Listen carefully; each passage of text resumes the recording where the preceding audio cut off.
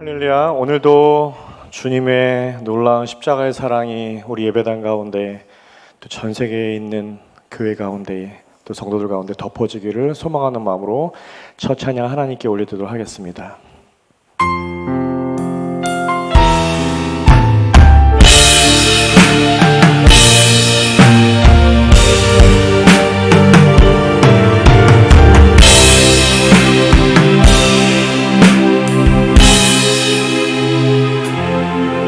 지극히 높은 주님을 낮이 성소로 들어갑니다. 세상의 신을 벗고서 주보좌 앞에 엎드리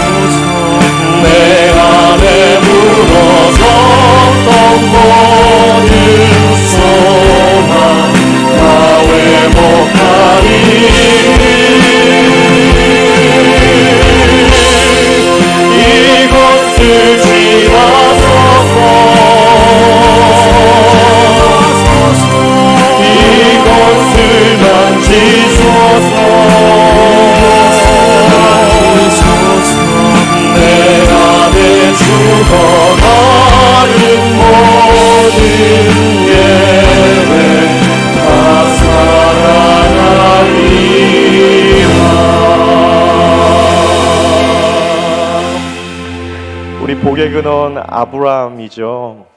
하나님이 아브라함을 어떻게 불렀냐면 나의 벗이라고 불렀습니다. 나의 친구라고 불렀습니다. 우리 아비 세대가 하나님의 벗이 되어야지만 자녀 세대가 하나님의 벗이 됩니다. 오늘도 하나님 우리 자녀 세대가 나의 세대가 또 그 자녀의 세대가 하나님의 친구로 살아가게 소망합니다. 마음으로 우리 축복의 찬양 하나님께 올리도록 하겠습니다.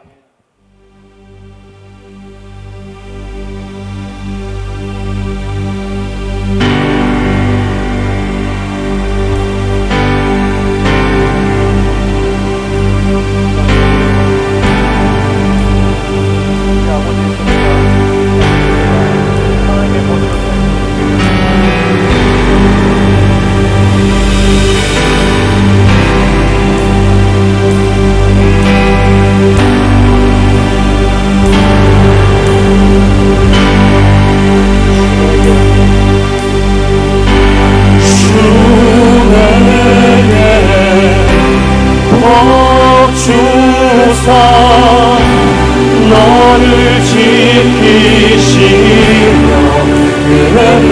은혜주시네 그 얼굴 비추사 평안 주네. The Lord bless you and keep you. Make His face shine upon you and be gracious to you.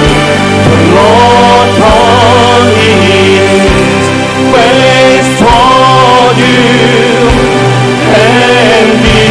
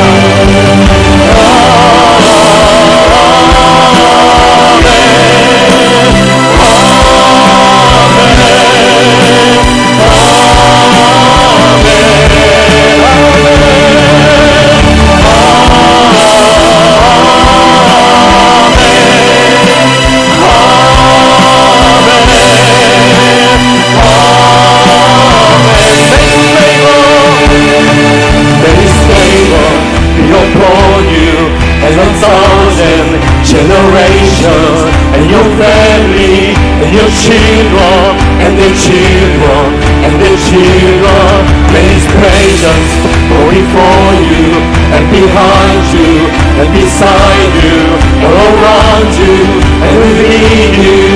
He is with you, He is with you in the morning, in the evening, in your coming, in your going, in your weeping, in rejoicing. He is for you. 믿으시면 아멘합니다.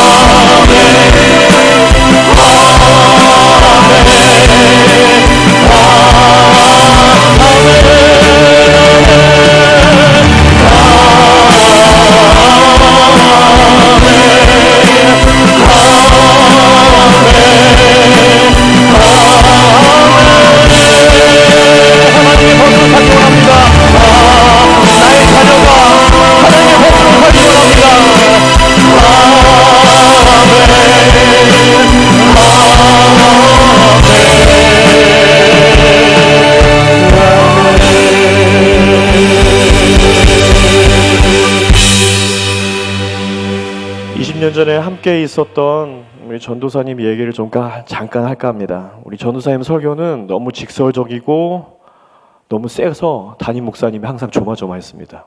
그런데도 불구하고도 이 이민교회에서 전도로만 학생부가 200% 성장을 했습니다. 아이들의 기도 소리가 너무 커가지고 대예배 때 어른들이 깜짝깜짝 놀랄 정도로 굉장한 뜨거운 열정이 있었습니다. 제가 그 전도사님의 표현을 너무 세서 이 가운데 다 말할 수는 없어요. 녹화도 하고 있기 때문에. 이제 어떤 얘기냐면 죄를 설명하시면서 구약의 형벌이 다시 부활이 되면 우리 중에 두 눈 가진 사람이 있을까? 팔다리 멀쩡한 사람이 있을까? 그런데 우리가 이렇게 멀쩡하게 살아가는 것이 주의 은혜야. 아멘. 하나님께, 예수님께서 그 모든 것들을 사하셨기 때문에. 오늘 찬양의 메시지에 그것이 담겨져 있습니다. 여러분, 우리의 죄악의 문제들을 해결할 자가 누가 있겠습니까? 예수님뿐만입니다. 오늘도 예수님의 사랑들을 선포하고 내 가운데 있는 허물과 죄악들을 씻어내가고 은혜를 담는 그런 예배 됐으면 좋겠습니다. 함께 찬양합니다.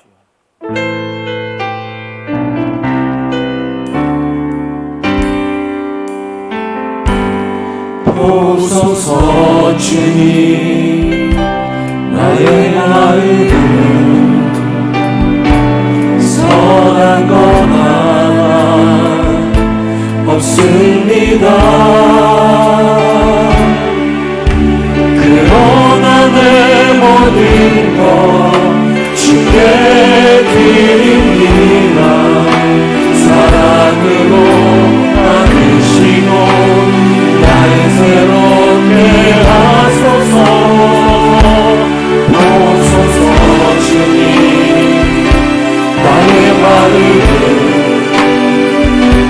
선한 것 하나 없습니다. 그러나 내 모든 것 주께 드립니다.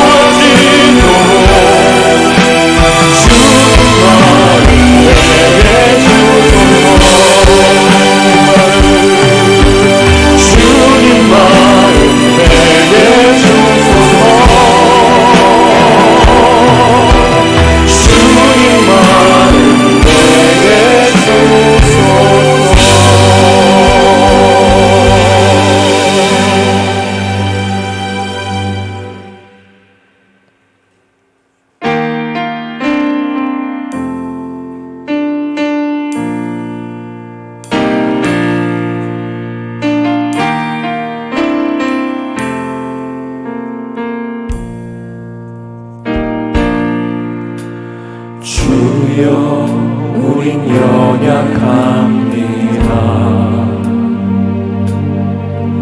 오늘을 힘겨워 하느니라. 주 뜻 이루며 살기에 부족합니다. 우린 연약합니다. 주여 우린 넘어집니다. 오늘 하루도 실수합니다.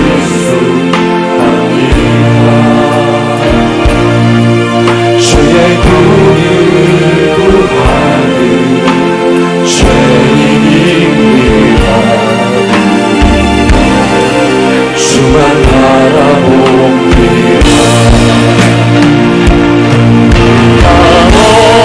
없는 주님의 은혜 온 세상 위에 넘칩니다. 가릴 수 없는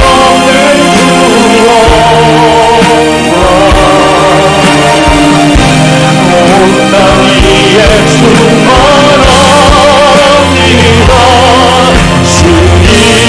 주님만이 길이오니 우린 그 길 따라갑니다.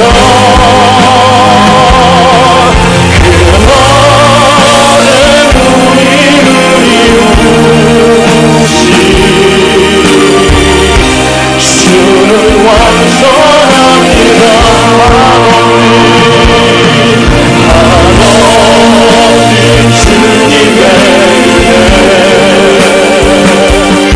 은혜 온 세상 위에 넘칩니다. 가릴 수 없는 주여 온 땅 위에 충만합니다. 주님만이 길이오니 우린 그 길 따라갑니다. 그날에 우리를 이루시 주는 완전합니다. 그날에 우리를 이루시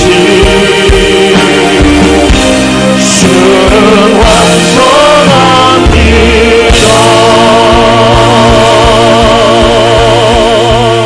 완전합니다. 네, 그렇습니다. 주님, 우리는 불완전한 존재고 우리는 죄인입니다. 하나님, 그렇지만 주의 은혜로 어제보다는 오늘이 더 하나님 마음 담게 하시고 9월보다는 10월이 더 나의 믿음이 깊어지게 해주시고 올해보다는 내년이 나의 하나님 보라본 나의 시선이 더 높아지고 넓어질 수 있도록 인도해 주시길 간절히 원합니다. 오늘도 주의 은혜를 아버지 하나님 사모하는 모든 성도들에게 동일한 하나님의 성령의 은혜가 강물같은 은혜가 쏟아부어 주시길 원합니다. 하나님, 내게도 그런 은혜를 부어주시옵소서. 우리가 고백하는 기도를 했으면 좋겠습니다. 더불어서 오늘도 핍박받고 박해받는 그 땅 가운데, 북한의 지하교회 가운데, 이슬람권에, 또 우크라이나의 그 전쟁의 땅에 하나님 주의 은혜를 덮어주시옵소서.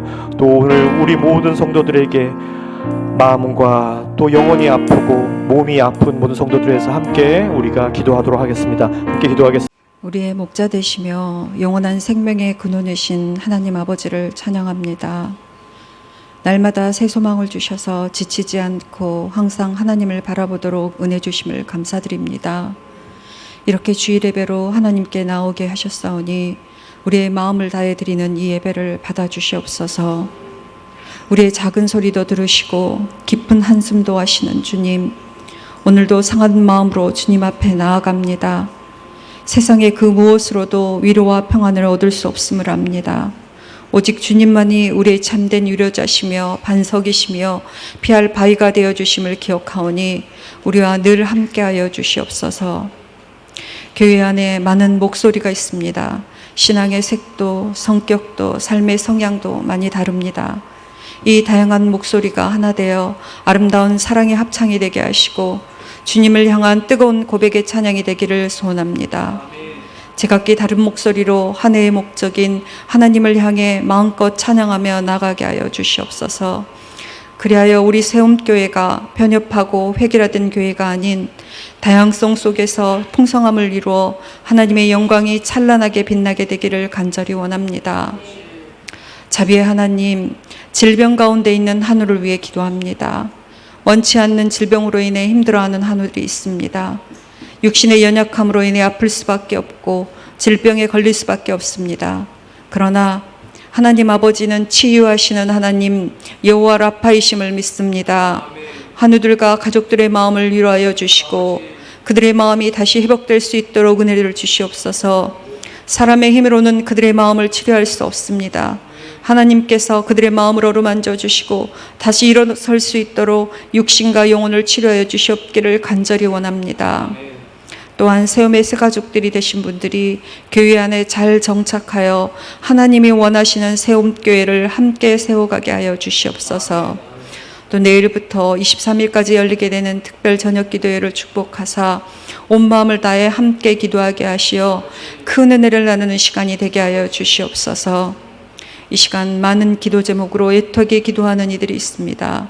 사랑의 주님, 저희들을 불쌍히 여기사 하나님의 선하신 뜻을 발견하고 긍휼을 입는 귀한 시간 되게 하여 주시옵소서. 말씀의 선포자로 세우신 목사님께 영육간의 강건함을 더하여 주시옵소서. 오늘 예배 가운데 주님께서 임재하여 주실 줄을 믿고 거룩하신 예수님 이름으로 감사하며 기도드렸습니다. 아멘. 함께 신앙 고백합니다.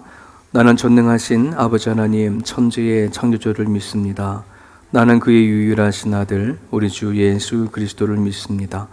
그는 성령으로 잉태되어 동정녀 마리아에게서 나시고 본디오 빌라도에게 고난을 받아 십자가에 못 박혀 죽으시고 장사된 지 사흘 만에 죽은 자 가운데서 다시 살아나셨으며 하늘에 오르시어 전능하신 아버지 하나님 우편에 앉아 계시다가 거기로부터 살아있는 자와 죽은 자를 심판하러 오십니다. 나는 성령을 믿으며 거룩한 공교회와 성도의 교제와 죄를 용서받는 것과 몸의 부활과 영생을 믿습니다. 아멘. 우리 말씀 같이 보겠습니다. 골로새서 3장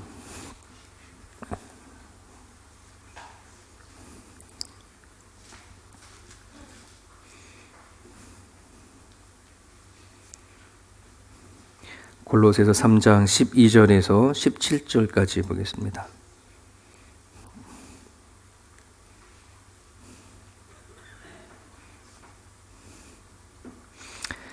12절부터 17절까지 한 목소리로 같이 읽습니다.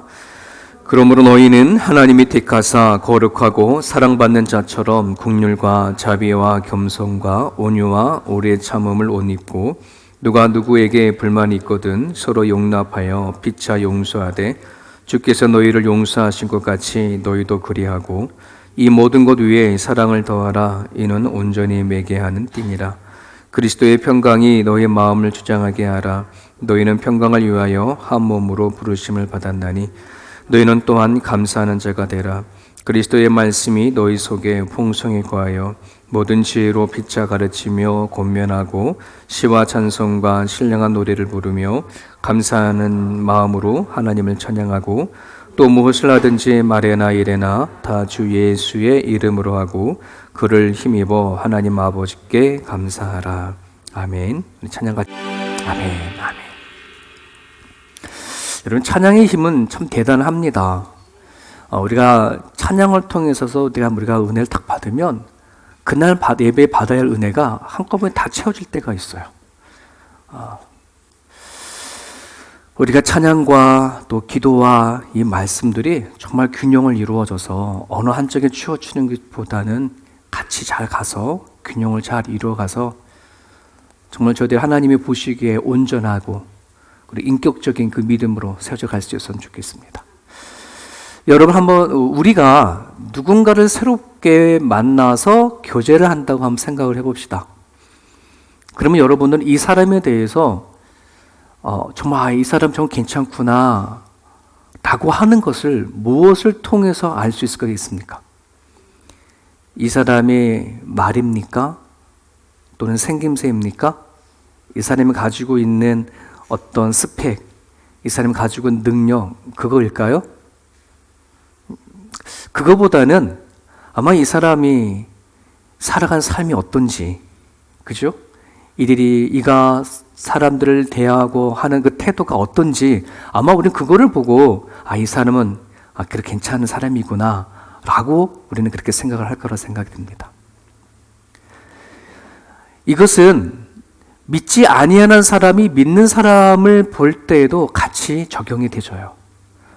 과연 오늘도 이 땅에 바깥에서 아직 하나님 알지 못하는 사람들은 자기의 삶을 살아간 사람도 있을 거 아니에요. 근데 그들이 하나님을 믿는 우리를 볼 때에 우리를 어떻게 우리는 그 사람의 평가를 할까? 믿는 우리를. 우리가 하나님에 대해서 열심히 신앙생활 해 나가고 헌신하고 봉사하고 그런 것이 그들에게 영향을 받을까요? 전혀 그렇지 않을 거예요. 우리가 갖고 있는 하나님에 대한 진리를 그것 때문에 이들이 너네는 정말 알지 못하는 새로운 진리 갖고 있구나라고 감탄받을 것도 아니라는 말이죠. 그렇지 않습니까?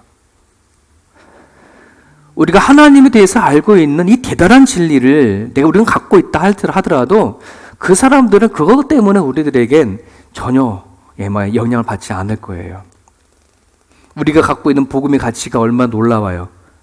하지만 세상 사람들이 그것에 대해서 감탄하고 너네는 우리가 갖지 못했던 엄청난 그런 가치 있는 보물을 가지고 있구나 이렇게 말하지 않을 거예요. 결국 우리를 뭘로 판단을 할까? 결국 우리 또한 어떤 삶을 사냐 그리스도인들이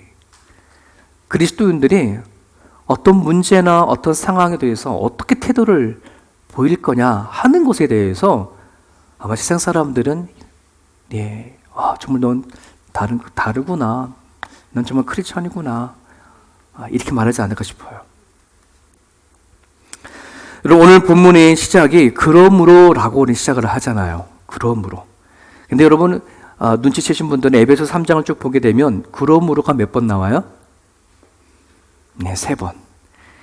지난 3주 전부터 이렇게 그러므로를 이렇게 시작을 해서 한 번, 두 번, 세 번째예요. 여러분, 그러므로라고 하는 저 단어는 신앙, 우리가 가지고 있는 신앙과 삶을 연결시켜주는 접속사예요. 내가 하나님에 대한 신앙과 진리를 가지고 있는데 이 진리가 삶으로 내가 드러나지 아니하게 되어지면 이 진리는 별로 아무런 영향 끼칠 수 없는 그런 진리가 되어버리거든요. 그래서 내가 갖고 있는 진리, 내가 하나님 믿는 신앙과 이 삶을 연결시켜 주는 때에 그러므로 너가 이걸 아냐? 너가 이걸 믿느냐? 그러면 너는 어떻게 살아가야 돼? 라고 하는 요거를 연결해 주기는 단어가 그러므로예요.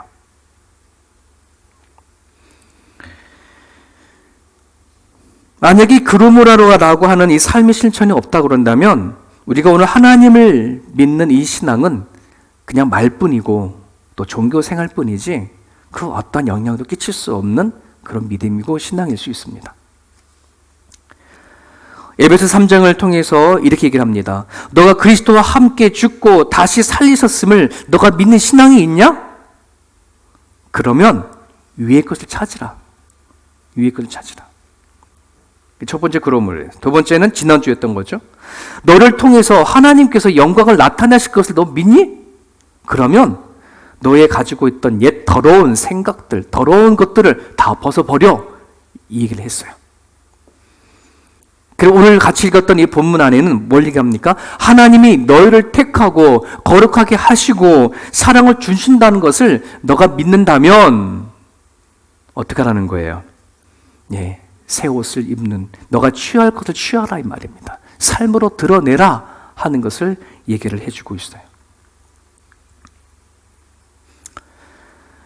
여러분, 우리는 하나님에 대해서 아는 지식이 있고 진리가 있고 그리고 그 하나님에 대해서 신앙이 있기에 오늘 이 자리에 나와서 예배를 드립니다.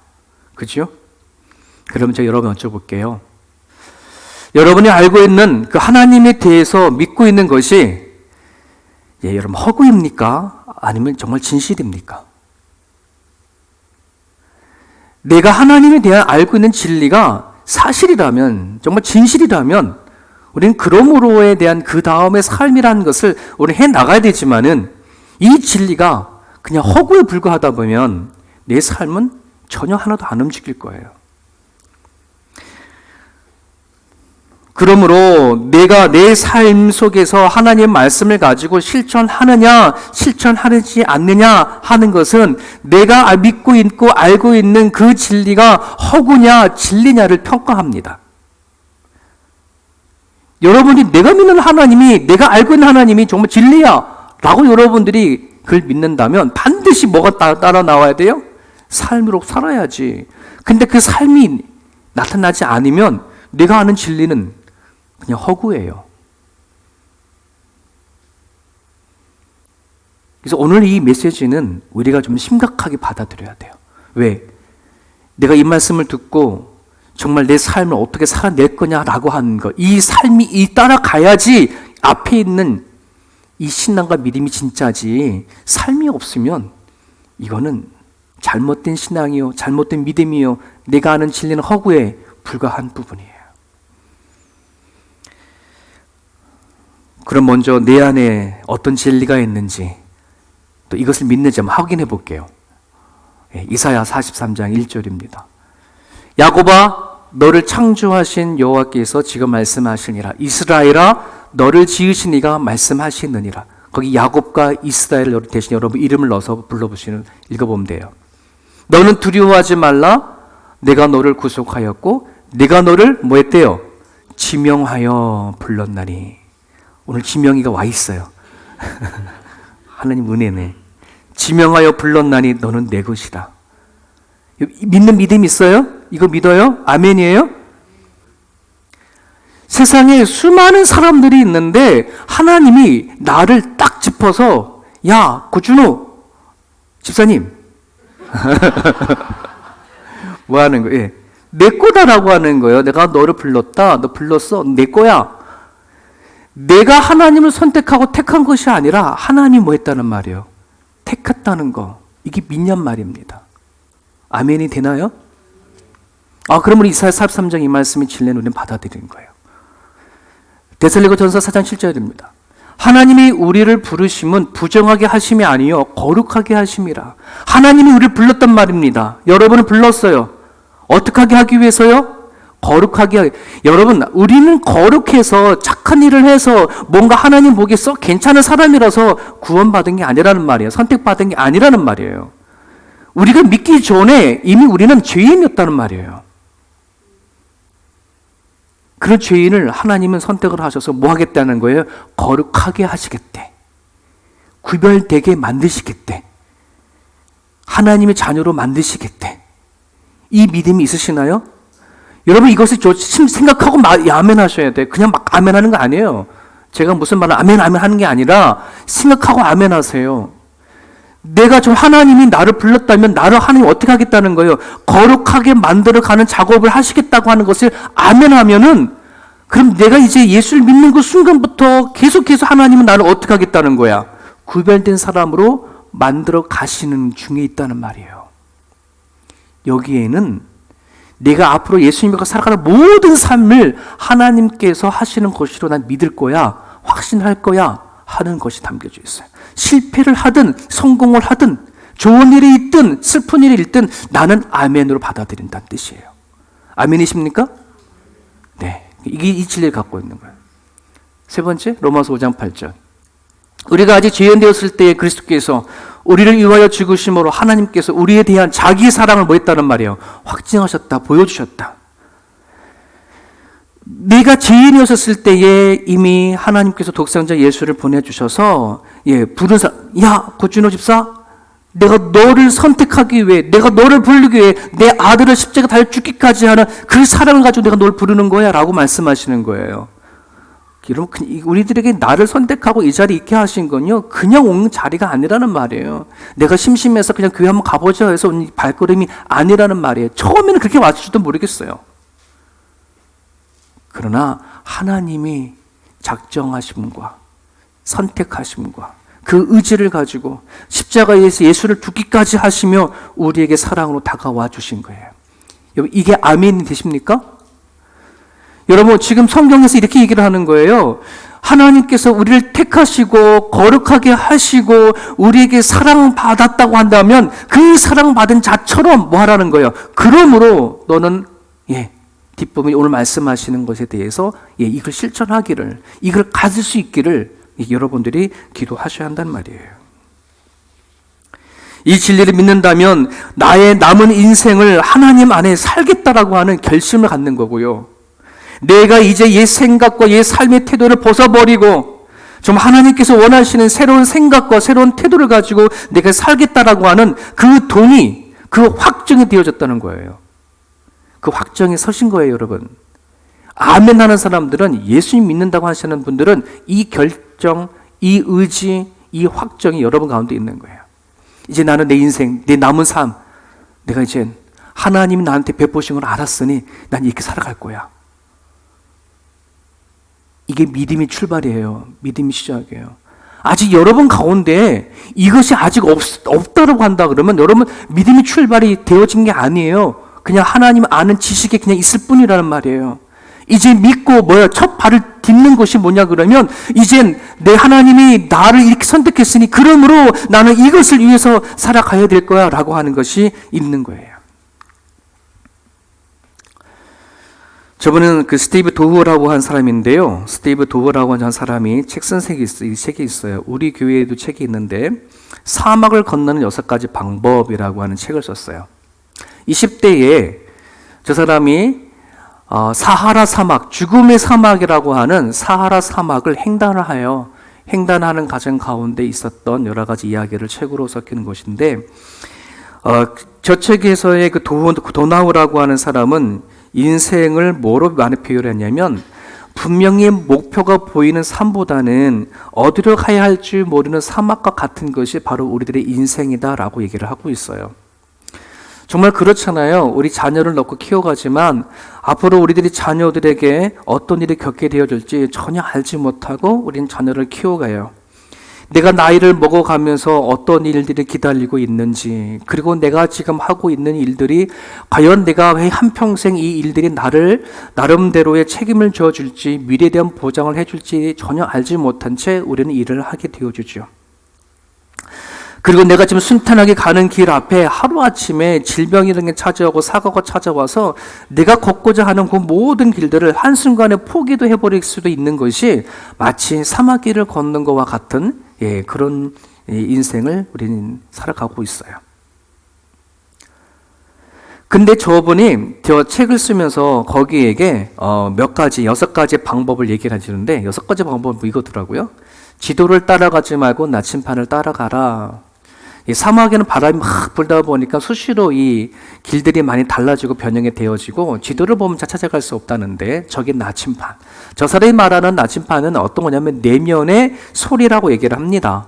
내가 사막의 길을 걸어가는데 내 안에서 들려지는 이 소리를 붙잡고 사막을 걸어야지 내 눈에 보여지는 시선을 통해서 걸어가게 되어지면 우리는 사막을 걷지 못한다라고 얘기를 하고 있어요. 두 번째 방법은 오아시스를 만날 때 반드시 쉬어가라.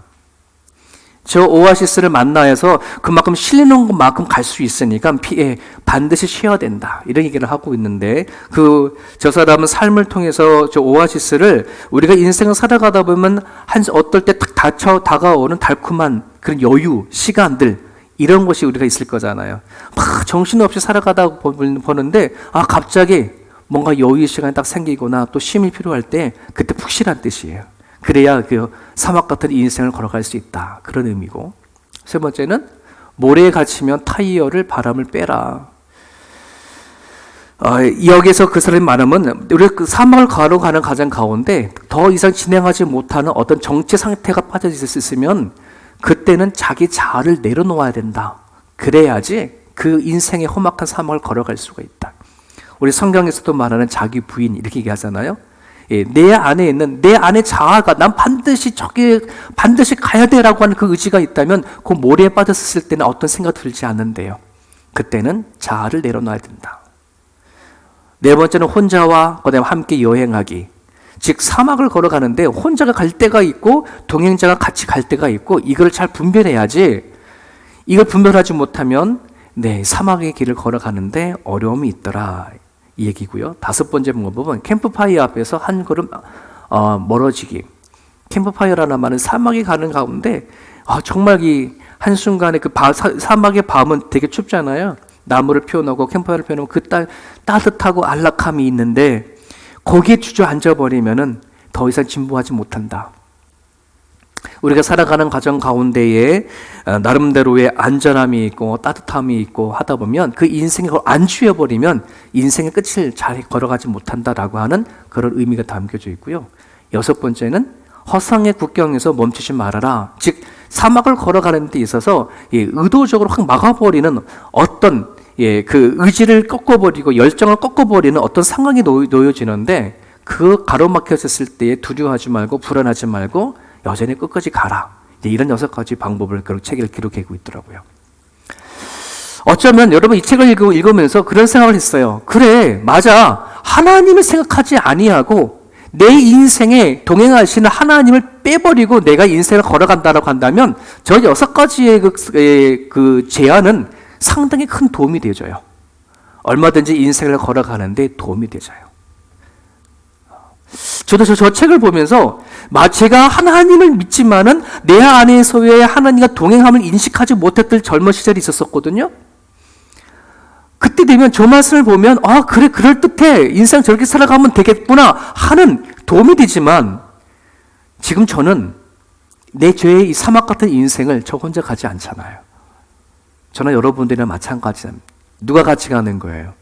하나님, 예수 그리스도, 성령님이 함께 동행하는 이 사막의 인생은 여러분 저거가 아닌 다른 게 필요해요. 절대적으로 저거 말고 다른 게 필요해요. 오늘 이 에베소서의 본문에서 그 얘기를 하는 거예요. 사막과 같은 인생을 걸어가는데 반드시 우리에게 필요한 것이 있는데 이 세 가지를 놓고 구해야 되고 찾아야 되어지는 거예요. 그 첫 번째가 뭐 하는 거예요? 이 모든 것 위에 사랑을 더하라. 여러분 이 모든 것이 뭘까요? 그 앞에서 말하는 것이요. 이 모든 것, 긍휼, 자비, 겸손, 온유, 오래 참는 거, 남을 용납하는 거, 용서하는 거. 여러분 이 모든 것 여기에 뭘 더하래요? 사랑을 더하라. 더하라는 말은 추가해라. 여기서 조금 더 나아가면은 사랑을 더해야 그 앞에 있는 것이 온전해지는 거야 라고 말하는 거예요. 즉 사랑이 더하지 아니하면 앞에서 말하는 긍휼과 자비와 겸손, 온유, 오래 참음, 용납, 용서 얼마나 좋은 말이에요? 하지만 좋은 곳이라고 하더라도 이것은 온전해지지가 않아. 여러분 저기서 말하는 사랑이 뭘까요? 그리스도의 사랑을 얘기하는 거예요. 하나님의 사랑을 얘기하는 거예요. 하나님의 사랑을 빼버린 내가 개인으로 할 수 있는 뭐가 있을까요? 긍휼도 있어요.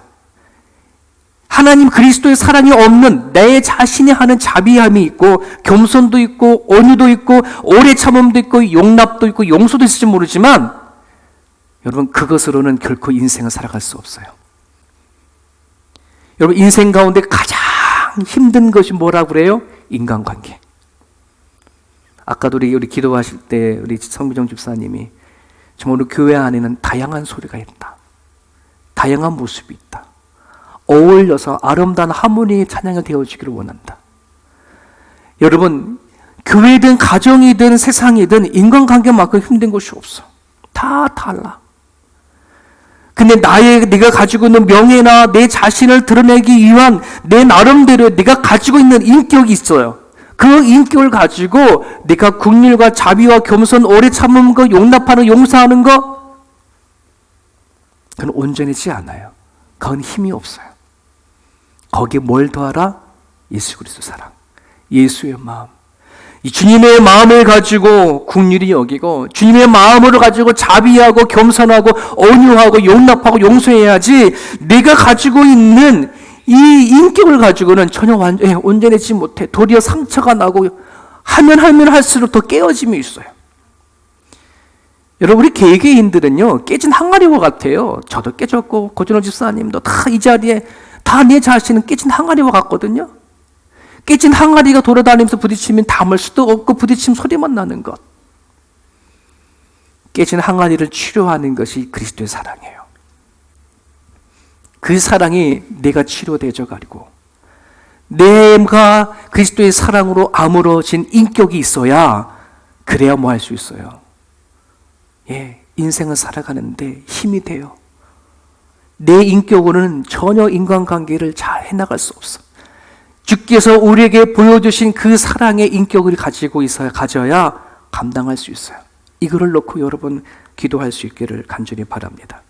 두 번째는 그리스도의 평강이 우리 마음을 주장하게 해라. 깃들게 하라는 말입니다. 이 말씀을 유진 피터스가 쓴 메시지를 어떻게 여기 말씀을 번역을 했을까라고 찾아봤더니 이렇게 표현이 되어 있어요. 제가 읽어드릴게요. 좀 같이 읽어볼까요? 시작. 그리스도의 평화가 여러분을 서로 조화롭게 하고 보조를 맞추게 하십시오. 이것을 상실한 채 자신의 일에만 몰두하는 일이 없도록 하십시오. 그리스도의 평화, 그리스도가 주시는 평강, 평안함. 네, 이것을 우리의 마음에 모아야 하는 거예요. 예, 항상 두고 살아가라는 말입니다. 이것이 없이 뭐만 자신의 일만 바라보고 살아가게 되어져 버리면 예, 인생길을 걸어가는 데는 너무 촉박하고 너무너무 힘들다 하는 말이에요. 여러분, 우리들의 마음은요, 참 많이 시끄럽지 않아요? 한번 여쭤볼까요? 여러분들 마음 조용해요, 시끄러워요? 우리가 하루를 살아가면 아침에 일어났을 때 그 마음과 잠잘 때 그 마음이 그 마음이에요? 아니죠. 하루 안에도 우리들의 마음은 온통 시끄러워요. 뭐 좋았다가 나빴다가 행복했다가 뭐 슬펐다가 살만했다가 내가 또 왜 사냐도 했다가 네. 수많은 우리들의 마음이 되게 시끄러워요. 그래서 어떨 때는 문득 보면 내가 행복한가? 내가 지금 불행한가? 내가 지금 잘 살고는 있는가? 내 스스로 모를 때가 있어요. 여러분 어떠세요? 여러분 잘 살고 계셔요? 행복하신 것 같아요? 우리의 마음은 참 나름대로의 하루에도 수십 번씩 바꿀 수밖에 없는 그런 일들이 참 많거든요. 근데 왜 이런 일들이 일어날까를 생각해 보니까 우리는 자꾸 일에만 몰두하는 그런 버릇이 있더라고요. 저한테도. 뭔가 하고자 하는 일들이 뭔가 잘 되어져 가면 내 마음이 평안하는 것 같고 일들이 자꾸만 꼬여져 가게 되면 내 마음이 서로 안 편해져 가는 자꾸 일에만 자꾸만 포커스를 맞추는 제 습관이 있더라는 거예요. 그러니까 우리가 살아갈 때에 일에 대해서 요거를 자꾸만 생각해 버리면 내 감정은 그 일에 따라서 자꾸 수십 번씩 오르락 내리락 행복했다 불행했다라고 하는 일들이 자꾸 퍼지다는 거예요. 저는 어렸을 때 차멀미를 되게 많이 했었어요. 그 차만 타면 막 죽을 것 같고 막 그래가지고 저는요, 예전에는 시골을 가는데 거의 너무너무 가고 싶은데 가는 차 타는 게 너무너무 무서우니까 죽을 고비를 하고 막 작정하고 가고 막 그랬거든요. 그런 차를 타면 어머님이 꼭 하신 말씀이 있어요. 상배야, 멀리 봐, 멀리. 자꾸 그래요. 이게 차멀미를 조금 덜하게 하는 방법이었어요. 앞에를 보면 차가 막 지나가고 막 오시고 그러잖아요. 멀리 하나를 고정시키는 거예요. 가장 저 멀리, 그 멀리 있는 건 잘 안 움직이잖아요. 그것만 바라보면 뚜렷하게 보고 가는 거예요. 차가 가든 말든, 이 지나가든 말든. 그러면 좀 울렁울렁 거리는 게 가라앉히거든요. 그렇구나. 내 앞에 있는 일들만 자꾸만 바라보면 울렁울렁거려. 멀미가 나. 인생 멀미가 생겨. 하루에도 내 마음이 오르락 내리락 어찌할 수 모르는 그 멀미가 생기거든요. 멀리 볼 수 있기 바래요. 하나님이 우리를 부르신 소망이 얼마나 큰지를 우리는 깨달으셔야 돼요. 내 지금은 당장 죽을 것 같고 내가 지금은 당장 행복해서 죽을 것 같고 하는 것들도 있지만 여러분 그런 것들은 오래가지가 않아. 하나님이 나를 부르셨고 작정하셔서 그잖아요. 너는 내 것이라고 하셨던 하나님의 소리를 듣고 우리는 가는 거야. 죽을 때까지도 하나님 거래. 그죠? 우리는 그걸 믿고 가는 거예요. 그래야 일이 잘 되든 일이 안 되든 뭐 할 수 있어요? 우리는 울렁거리지 않아요, 인생거리에서. 그거 놓고 기도하는 거예요. 저런 찬양이 있죠. 모든 시선을 주님께 드리고 살아계신 하나님을 느낄 때 내 삶은 주의 역사가 되고 하나님이 일하기 시작하네. 가사 참 좋죠. 시선을 하나님께 두고 나가면 그제서야 하나님이 일하시는 것을 보게 돼. 네. 내 앞에 있는 막 일을 보면 하나님 일하시는지 모르시는데 그때 하나님 오늘 있는 것 같고 내일은 없는 것 같고 막 이런 상황이 되어지거든요. 마지막 감사하는 자가 되라. 감사하는 자가 되라. 여러분 성경 곳곳에 저 감사가 얼마나 많이 나오는지 여러분 성경 펼 때마다 아마 저 말씀을 끊임없이 들을걸요? 끊임없이 읽을걸요? 그 왜 그럴까요? 중요하니까. 하나님 우리가 그런 자가 되길 바라시니까. 데살로니가전서 5장에 뭐라 그럽니까? 네가 정말 원하는 뜻이 있어. 항상 기뻐해라. 쉬지 말고 기도해라. 범사에 감사해라. 이게 감사하는 자가 되죠. 그럼 여러분 한번 스스로 생각해 볼까요? 내가 지금 감사하는 자인지 감사한지 아닌지를 알려면 어떻게 알면 돼요? 지훈아, 너 감사하는 자인지 아닌지를 네가 어떻게 알 수 있을까? 모르겠어? 다 알아, 우리는. 내 안에 불만이 없으면 그잖아요. 내가 감사하는 자인지 아닌지를 어떻게 알아요? 내 안에 불만이 있나? 내 안에 원망이 있나? 불안한 것이 있나? 그죠? 이거 확인해 보면 되잖아. 여러분 마음 살아가는 것에 대해서 인생에 대해서 불안한 것이 불만이 없다면 여러분의 남편에 대해서 불만이 없다면 감사한 거야. 남편과 있어서 감사한 거야.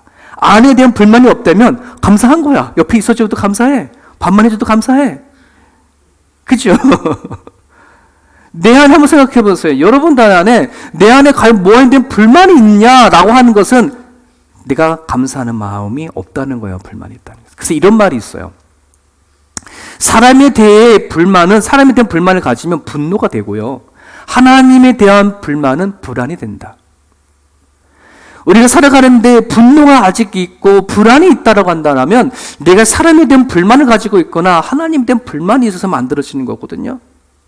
여러분 감사할 수 있는 사람들은요. 저 분노가 저 불안이 살아간 삶 속에서 점점 줄어들어져요. 여러분 그 인생의 이 사막과 같은 인생을 걸어가는데 감사하는 거 정말 중요해요. 이 감사가 되어지려고 그러면 내가 뭔가 받은 게 있어야 감사가 되는 거잖아요. 그죠? 감사는 내가 이미 하나님이 주신 것을 보지 못해서 내 감사를 못하는 거예요. 하나님 우리에게 끊임없이 부어주는 것이 어마어마하거든요.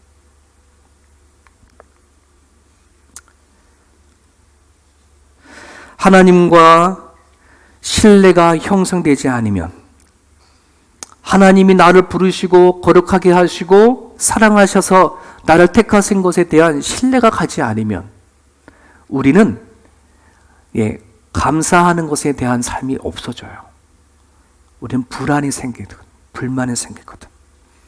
나에게 있고 없고는 더 이상 문제가 되지가 않아. 하나님에 대한 신뢰가 탁 세워지면 말이죠. 여러분 헬렌 켈러라고 하는 사람이 알죠? 보지 못하고 듣지 못하고 말하지 못하는 삼중고의 장애를 갖고 있잖아요. 이 헬렌 켈러가 만약에 3일간 내가 볼 수 있다면 만약 하나님께서 3일간에 볼 수 있게 해준다면 라고 하는 여기에 대한 짧은 이야기를 한 것이 있어요. 아마 읽은 분들과 아시는 분도 계실 거예요. 그럼 3일 동안 이렇게 하겠다는 거죠. 첫째 날 나는 친절과 겸손한 우정으로 내 삶을 가치 있게 해주신 설리번 선생님을 찾아가 몇 시간이고 물끄러미 바라보면서 그 모습을 내 마음속에 깊이 간직해 두겠다. 그리고 밖으로 나가 바람에 나풀거리는 아름다운 나뭇잎과 들꽃들 그리고 석양에 빛나는 노을을 볼 것이다. 첫째 날이고 둘째 날은 먼덩이 트며 밤이 낮이며 바뀌는 웅장한 기적을 보고 나서 서둘러 메트로폴리탄에 있는 박물관을 찾아가 하루 종일 인간이 진화해 온 궤적을 눈으로 확인해 볼 것이다. 그리고 저녁에는 보석과 같은 밤하늘의 별들을 바라보면서 하루를 마무리하겠다. 마지막 셋째 날. 셋째 날은 사람들이 일하며 살아가는 모습을 보기 위해 아침 일찍 큰 길가에 나가 분주한 사람들의 얼굴 표정을 볼 것이다. 그리고 나서 오페라 하우스와 영화관에 가서 공연들을 볼 것이다. 그리고 어느덧 저녁이 되면 번쩍거리는 네온 사인과 쇼 윈도우에 진열되어 있는 반짝이는 아름다운 물건들을 보면서 집으로 돌아와 나를 이렇게 3일 동안만이라도 볼 수 있게 해주신 하나님께 감사의 기도를 드리고 다시 영원히 암흑의 세계로 돌아갈 것이다. 이 헬렌 켈리 만약에 3일간 하나님 보는 것이 주어진다면 헬렌 켈러가 3일간 봤을까요? 못 봤을까요? 못 봤어요. 3일간 보지 못하고 죽었잖아요. 이분이 보고 싶어 하는 3일간의 그 3일간의 그 보고자 원했던 것은 우리는 매일같이 보고 살아가잖아요. 우리는 매일같이 보고 살아가잖아요. 근데 이분이 저렇게 고백을 한 다음에 뒷부분에 말한 게 너무나 감동적이에요. 뭐냐면 그럼에도 그녀는 나는 눈과 귀와 혀를 잃었지만 내 영혼을 잃지 않았기에 이 모든 것을 가진 거나 마찬가지입니다. 이 고백을 했어요. 3일간이라고 하는 저 소망이 이루어지지 않는다 하더라도 내 안에 영혼을 주셔서 그 영혼으로 하나님을 볼 수 있는 것만으로도 나는 저걸 다 가진 거와 본 거와 마찬가지다. 대단한 고백이죠. 신앙의 고백이죠. 여러분, 감사는 받는 것이 없어서 못하는 것이 아니라 주신 것을 볼 수 없어서 못한다라고 하잖아요. 하나님 우리들에게 끊임없이 많은 것을 보여주시고 계십니다. 여러분이 지금 살아가는 가정 가운데 혹시나 불안하고 불만이 있고 원망이 있고 내 뜻대로 되지 않는 부분들이 있다면 사람에 대한 불만도 아닌 하나님에 대한 불만일 수 있습니다. 내려놓고 하나님이 주신 것을 바라볼 수 있는 눈이 열릴 수 있기를 바랍니다. 그리고 여러분들이 하나님에 대한 아까 진리라고 아멘 하셨잖아요. 그 진리가 허구가 아니라는 것을 그냥 입에 바른 아멘이 아닌 것을 삶으로 실천할 수 있도록 여러분들이 그 사랑으로 그리스도의 사랑과 그리스도의 평강과 하나님 향한 한 감사로 여러분들이 증명할 수 있기를 바랍니다. 우리 같이 기도하겠습니다. 주님 말씀 붙잡고 이 시간 기도합니다.